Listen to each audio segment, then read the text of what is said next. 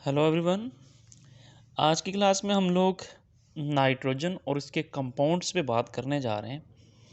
तो हम सबसे पहले नाइट्रोजन की अक्रंस की बात कर लें।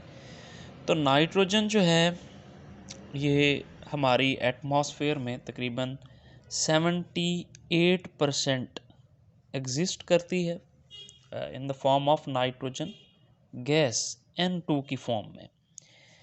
नाइट्रोजन की अगर हम लोग इनऑर्गेनिक कंपाउंड की बात करें, inorganic compounds of nitrogen compounds of nitrogen are not common। ये इतने ज़्यादा कॉमन नहीं है। हमारा यहाँ पे कॉमन का मतलब ये नहीं है कि एग्जिस्ट ही नहीं करते। हमारा यहाँ पे नॉट कॉमन का मतलब ये है कि मिनरल्स की फॉर्म में नेचुरली एग्जिस्टेंस इनकी बहुत कम है। मिनरल्स की फॉर्म में ये इतने ज़्यादा कॉमन नहीं है, यानी नाइट्रोजन की मिनरल्स हम लोगों को इतनी ज़्यादा ऑब्टेन नहीं होती, नेचुरली तौर पर नहीं मिलती। अगर हम लोग इसकी नाइट्रोजन की बात करें लिविंग सेल्स में, तो लिविंग सेल्स में इसकी नेचुरली अक्रेंस बहुत ज़्यादा है। लिविंग मैटर के अंदर ये पाई जाती है, एनिमल्स एंड प्लांट्स के अंदर in the form of proteins में नाइट्रोजन है। इस तरह से यूरिया या इस तरह से अमाइनो एसिड्स। तो ये ऑर्गेनिक कंपाउंड्स हैं और ऑर्गेनिक कंपाउंड्स के अंदर नाइट्रोजन जो है वो कंबाइंड स्टेट में हम लोगों को मिलती है। अच्छा जी, तो हम लोग नाइट्रोजन के कंपाउंड्स को डिस्कस करेंगे। तो आज की क्लास में हम लोग नाइट्रोजन के जो बहुत इंपॉर्टेंट कंपाउंड है that are oxides of nitrogen. Oxides of nitrogen ये कितने हैं और इनके स्ट्रक्चर्स के मुतल्लिक आज की क्लास में हम डिस्कस करेंगे। फिर नेक्स्ट क्लास में हम लोग नाइट्रोजन के जितने भी ऑक्साइड होंगे उनको वन बाय वन उनकी प्रिपरेशंस, उनकी प्रॉपर्टीज़, जिसमें फिज़िकल प्रॉपर्टीज़ भी होंगी, केमिकल प्रॉपर्टीज़ भी होंगी, वो भी हम लोग अपने आने वाले लेक्चर्स के अंदर डिस्कस करेंगे। तो अगर हम नाइट्रोजन के ऑक्साइड्स की बात करें तो नाइट्रोजन के जो मोस्ट कॉमन ऑक्साइड्स हैं वो 5 हैं। कौन कौन से हैं? Number 1 N2O die nitrogen oxide, इसको नाइट्रस ऑक्साइड भी कहा जाता है। इस तरह से NO, इसको बोलते हैं नाइट्रोजन ऑक्साइड या इसको बोलते हैं nitric oxide. Nitrous oxide, nitric oxide, die nitrogen oxide, nitrogen oxide. इस तरह से एक और इसका इम्पोर्टेंट ऑक्साइड है N2O3 die nitrogen try oxide. इस तरह से NO2 नाइट्रोजन डाई ऑक्साइड,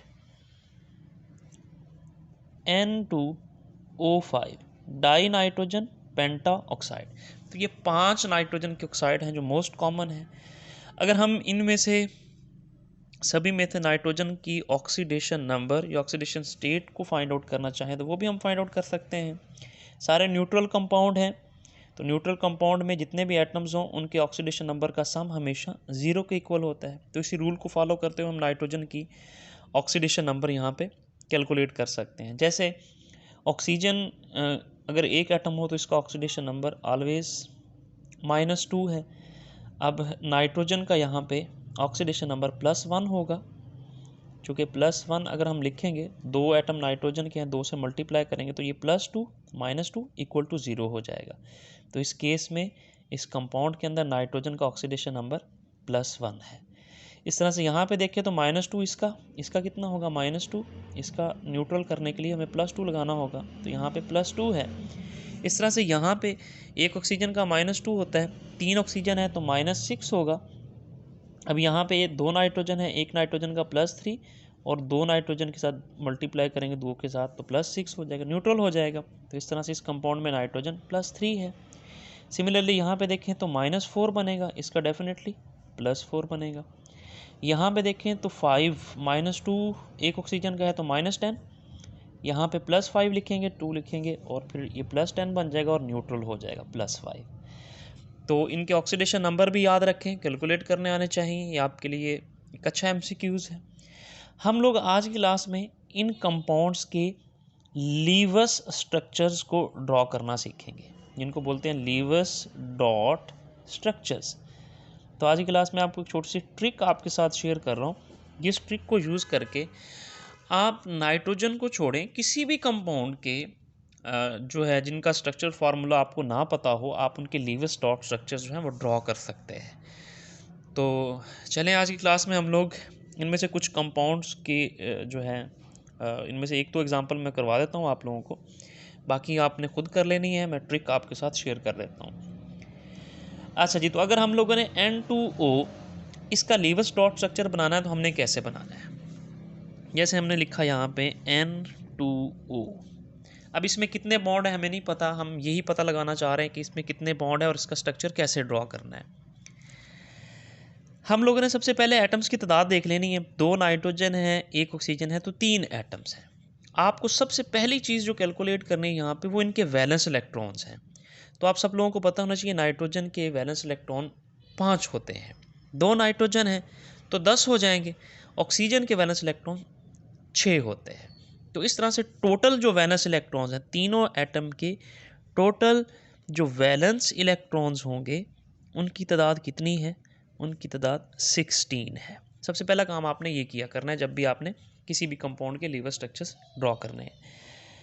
अब इसके बाद आप सब लोगों को पता होना चाहिए कि हर एटम की एबिलिटी होती है कि वो अपने आप को स्टेबल करने के लिए ऑक्टेट को फॉलो करता है, यानी 8 इलेक्ट्रॉन्स जो है वो पूरे करना चाहता है अपने वैलेंस इलेक्ट्रॉन में ताकि वो स्टेबल हो जाए।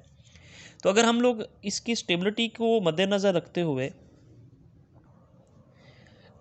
और ऑक्टेट को फॉलो करते हुए अगर हम लोग इन एटम्स के लिए रिक्वायर्ड इलेक्ट्रॉन्स देखें तो वो कितने होंगे? एक एटम 8 इलेक्ट्रॉन्स चाहता है, दूसरा एटम भी ऐसे है, 3 एटम है टोटल।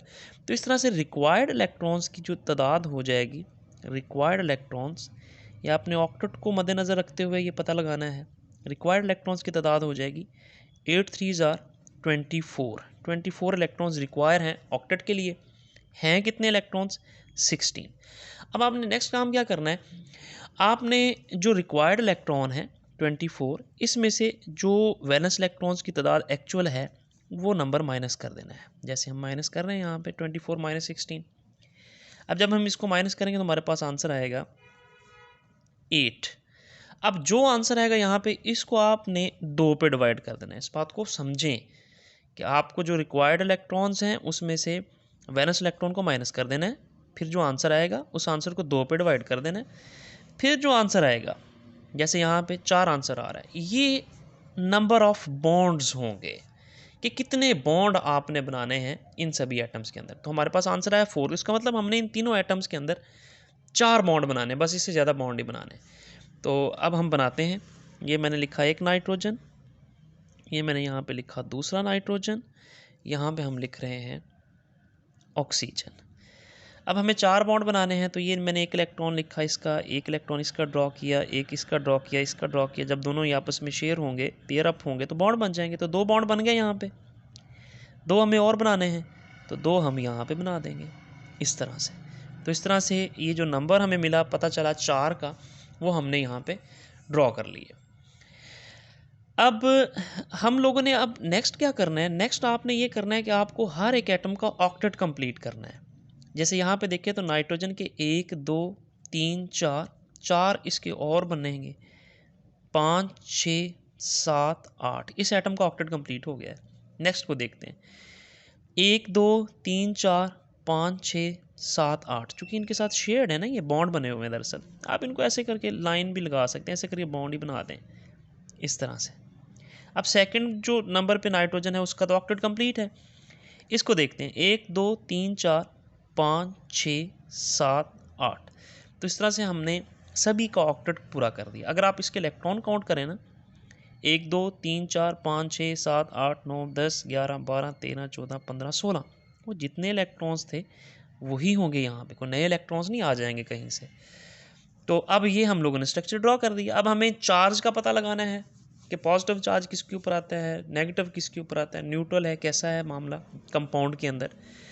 अगर हम यहाँ पे इस नाइट्रोजन को देखें तो इसके वैलेंस इलेक्ट्रॉन आपको पता है एक नाइट्रोजन आइटम के 5 होते हैं, तो 1 2 3 4 5 6, यानी जब हमने सारी ट्रिक को फॉलो किया तो जब हमने देखा यहाँ पे हमें 6 इलेक्ट्रॉन नजर आ रहे हैं इस एटम के। ये तो शेयर्ड है ना इसके साथ, 1 2 3 4 5 6 होते 5 हैं, एक एक्स्ट्रा है, तो इसका मतलब इसने एक इलेक्ट्रॉन गेन किया और उसके ऊपर नेगेटिव चार्ज आ जाएगा। सिमिलरली इस नाइट्रोजन आइटम को देखें तो 1 2 3 4 हैं इसके पास, होने कितने चाहिए थे 5, इसका मतलब एक की कमी है, तो अल्टीमेटली इसके ऊपर पॉजिटिव चार्ज क्रिएट हो जाएगा। ऑक्सीजन को देखें तो 1 2 3 4 5 6, इसके वैलेंस इलेक्ट्रॉन 6 होते हैं और 6 पूरे हैं, इसका मतलब इसके ऊपर कोई चार्ज नहीं आएगा। तो हम लोगों ने डाई नाइट्रोजन ऑक्साइड का लीवस डॉट स्ट्रक्चर जो है वो ड्रॉ कर लिया। इसी तरह से एक और एग्जाम्पल कर लेते हैं हम लोग। जैसे हमारे पास एक और कंपाउंड है। अच्छा, मैं यहाँ पे एक बात आपको और बता दूँ कि इसके एक से ज़्यादा स्ट्रक्चर बन सकते हैं। वो जो एक से ज़्यादा स्ट्रक्चर बनेंगे उनको हम रेजोनेटिंग स्ट्रक्चर बोलते हैं। पॉसिबिलिटी इससे ज़्यादा भी हो सकती है, यानी आप इसका ये भी स्ट्रक्चर बना सकते हैं। 4 बॉन्ड बनाने हैं आपको, ये लिखे नाइट्रोजन, फिर लिखे नाइट्रोजन, फिर यहाँ पे ऑक्सीजन। अब हम यहाँ पे नाइट्रोजन, आपको पता है कि 2 नाइट्रोजन आपस में 3 बॉन्ड भी बना सकते हैं, तो ये हमने 3 बॉन्ड बना दिए। एक बॉन्ड और बनाना है तो एक बॉन्ड हम इन दोनों के दरमियान बना सकते हैं, क्योंकि 2 पहले हमने बना दी थी ऑक्सीजन के। ऑक्सीजन 3 तो बना नहीं सकते, इसका मतलब यहाँ पे 3 नहीं बनाएंगे हम लोग, यहाँ पे 2 मैक्सिमम बना सकते हैं। तो इस केस में हम 3 बना रहे हैं नाइट्रोजन के साथ, क्योंकि पॉसिबिलिटी ये भी बनती है। तो अब इन सब का ऑक्टेट आपने कंप्लीट करना है। 1 2 3 4 5 6 7 8, ऑक्टेट कंप्लीट हो गया। 1 2 3 4 5 6 7 8, इसका ऑक्टेट कंप्लीट है। इसको देखें 1 2 3 4 5 6 7 8, इस तरह से इसका भी ऑक्टेट कंप्लीट हो गया। यानी ये बॉन्ड बन गया ना, इस तरह से 4 बॉन्ड ही बनाने हैं जो हमने इस ट्रिक से पता लगाए थे। अब यहाँ पे चार्ज लगाना है आपने, तो इस नाइट्रोजन को देखें 1 2 3 4 5, 5 हैं, 5 ही होने चाहिए थे, कोई चार्ज नहीं आएगा। 1 2 3 4 हैं, 5 होने चाहिए थे, कमी है एक इलेक्ट्रॉन की, पॉजिटिव चार्ज। 1 2 3 4 5 6 7, तो 7 इलेक्ट्रॉन इसके वैलेंस इलेक्ट्रॉन हैं, होते तो 6 हैं लेकिन 7, इसका मतलब एक एक्स्ट्रा आया हुआ है, तो इसके ऊपर नेगेटिव चार्ज। तो ये दोनों स्ट्रक्चर ही ठीक हैं जो कि डाई नाइट्रोजन ऑक्साइड के हैं, लेकिन अब ये दोनों स्ट्रक्चर्स एक दूसरे के रेजोनेटिंग स्ट्रक्चर्स हैं। तो ये वाला ड्रॉ कर लें तब भी ठीक, ये वाला ड्रॉ कर लें तब भी ठीक। अच्छा, एक एग्जांपल मैं और करवा देता हूँ आप लोगों को। जैसे हमारे पास नेक्स्ट कंपाउंड है नाइट्रिक ऑक्साइड NO। अब हम जल्दी से इसके वैलेंस इलेक्ट्रॉन्स देखते हैं। 5 इसके, 6 इसके हैं, तो कितने हो जाएंगे वैलेंस इलेक्ट्रॉन्स? वैलेंस इलेक्ट्रॉन्स की तादाद जो है वो 6 इसके, 5 इसके, 11 है। अब 2 एटम्स हैं, ऑक्टेट के हिसाब से देखेंगे तो ऑक्टेट 8 को देखते हुए 2 एटम्स हैं हमारे पास, तो एक के लिए भी 8, दूसरे के लिए 8, तो रिक्वायर्ड इलेक्ट्रॉन्स कितने हो जाएंगे? R लिख देता हूँ, रिक्वायर्ड इलेक्ट्रॉन्स ये हमें है 16, क्योंकि दोनों के लिए 16 हो जाएंगे 8 के हिसाब से। तो अब आपको क्या करना है, रिक्वायर्ड इलेक्ट्रॉन में से जो वैलेंस इलेक्ट्रॉन है वो माइनस कर देने हैं, तो आपके पास आंसर आ जाएगा 5। एक और छोटी सी बात यहाँ पे आ गई है। अब आपको क्या करना होता है, जो यहाँ पे माइनस करने के बाद आंसर आता है इसको 2 पे डिवाइड करना है, लेकिन जब आपके पास ऑड नंबर आ जाए ना, ऑड, तो याद रखिएगा ट्रिक थोड़ी सी चेंज हो जानी है। यहाँ पे आपको ऑड नंबर से एक नंबर कम कर देना है, यानी जो भी ऑड नंबर होगा उसे एक नंबर कम कर दो। जैसे 5 है ना, तो आप क्या करोगे, आप 4 करोगे और फिर इसको 2 पे डिवाइड करोगे, फिर ये पूरा पूरा डिवाइड होगा और आपके पास आंसर आएगा 2। तो अब आपको इन 2 एटम्स के दरमियान 2 बॉन्ड बनाने हैं, तो चलिए हम बनाते हैं 2 बॉन्ड। नाइट्रोजन, ये ऑक्सीजन, ये इसके 2 बॉन्ड बना दिए हमने। अब इसके बाद आपने क्या करना होता है, जब 2 बॉन्ड बना देते हैं आप, फिर आपने ऑक्टेट कंप्लीट करना होता है। और याद रखिएगा, जब भी कभी आपके पास ऑड नंबर वाला केस आ जाए, फिर आप जितने भी एटम्स इन्वॉल्व होंगे कंपाउंड के अंदर, उनमें से किसी एक का ऑक्टेट कंप्लीट नहीं हो सकता। देख लें, अभी आप बना के दिखाते हैं यहाँ पे।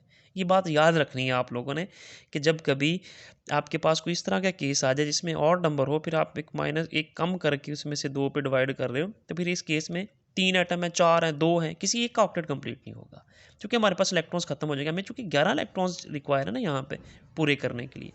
तो हम देखते हैं यहाँ पे ऑक्सीजन को, तो 1 2 3 4 5 6 7 8, तो ऑक्सीजन का ऑक्टेट हमने कंप्लीट कर दिया। 1 2 3 4 5 6 7, अब 8 नहीं लगा सकते इसके साथ। क्यों नहीं लगा सकते? क्योंकि हमारे पास टोटल है 11 इलेक्ट्रॉन्स। तो 1 2 3 4 5 6 7 8 9 10 11 तो पूरे हो गए। मैं कैसे यहाँ पे एक इलेक्ट्रॉन लगा दूँ? तो फिर इसका ये स्ट्रक्चर बनेगा। अब हम चार्ज को देखें तो 1 2 3 4 5 वैलेंस इलेक्ट्रॉन 5 ही हैं, इसके होते भी 5 हैं, इसका मतलब कोई चार्ज नहीं आएगा।